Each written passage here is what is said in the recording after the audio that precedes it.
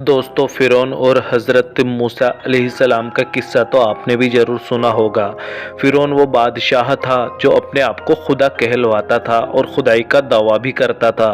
हज़रत मूसा अलैहिस्सलाम ने उसे बहुत समझाया कि खुदाई का दावा करना बंद कर दो और बनी इसराइल पर जुल्म और सितम छोड़ दो, लेकिन फ़िरौन अब तक बाज न आया और हज़रत मूसा अलैहिस्सलाम को मारने को हुआ।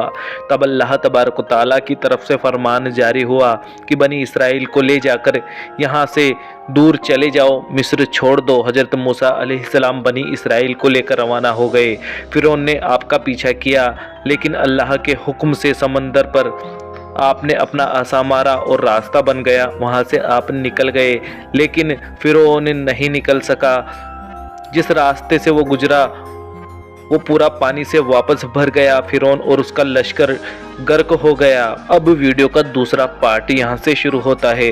हज़रत मूसा अलैहिस्सलाम और फ़िरौन के इस किस्से पर बहुत सारी रिसर्च हुई कि किस तरह से समंदर दो पार्टों में बट गया। साइंटिस्टों की एक टीम ने नई रिसर्च में ये साबित किया है कि वास्तव में समंदर दो हिस्सों में बट गया था और समंदर के उस हिस्से की वो जगह भी खोज निकाली गई जहां से हज़रत मूसा अलैहिस्सलाम गुजरे थे, जहां से समंदर फट गया था। साइंटिस्टों के मुताबिक बहराए अहमर में सबा के एन करीब एक समंदरी चट्टान थी।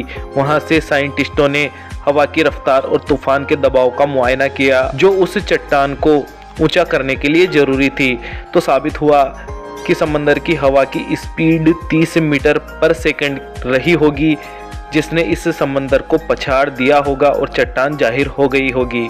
इन साइंटिस्टों के मुताबिक इस हवा की रफ्तार पूरी रात 30 मीटर पर सेकंड रही होगी, तभी यह चट्टान खुश हुई होगी।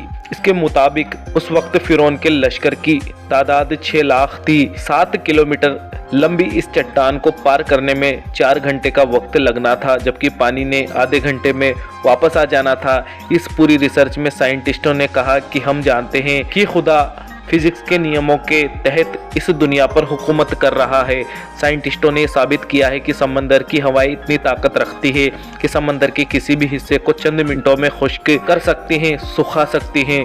और दोस्तों, नील नदी में ऐसा पहली बार नहीं हुआ। सन 1882 में भी तेज हवाओं के बवंडर के तूफान की वजह से नील नदी में ऐसा ही रास्ता बन चुका है। यहाँ से इस बात को कभी नहीं भूलना चाहिए कि अल्लाह जब चाहे ऐसे हालात पैदा कर सकता है।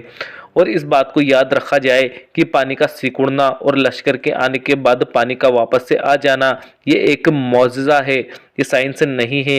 इन तमाम बातों से साबित होता है कि कुरान हक़ है, कुरान हक़ है। अल्लाह तबारक व तआला से दुआ है कि अल्लाह पाक हम सबको कहने सुनने से ज़्यादा अमल करने की तौफीक अता फरमाए। आमीन, अल्लाहुम्मा आमीन। दोस्तों, कमेंट बॉक्स में आमीन जरूर लिख दीजिएगा। क्या पता किसकी ज़ुबान से निकला हुआ आमीन अल्लाह पाक की बारगाह में कब कबूल हो जाए।